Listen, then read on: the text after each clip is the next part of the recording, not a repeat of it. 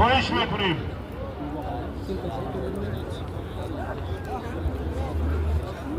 Assalomu alaykum.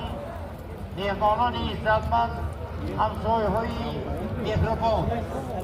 O'zbekistondan kelgan mehmonlar, Qirg'izistondan kelgan mehmonlar, xush kelibsizlar.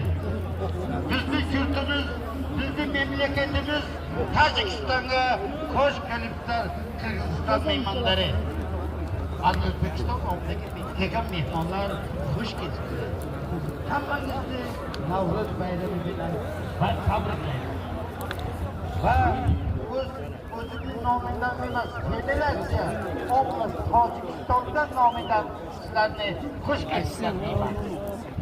Hurmatli mehmonlar, Tojikiston, O'zbekiston, Qirg'iziston bir vodiyda yashab kelyapti.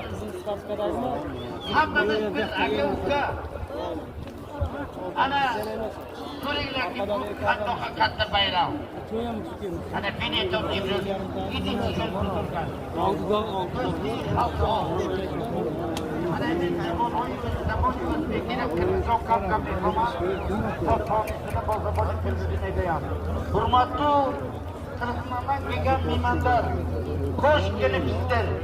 Bizlar Qirg'izlar bilan bir jam tag'a bo'lib yashab kelgan.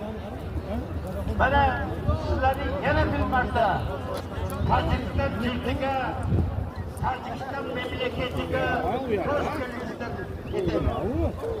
Hurmatli Qirg'izistondan kelgan mehmonlar, bugun eng yaxshi bayram.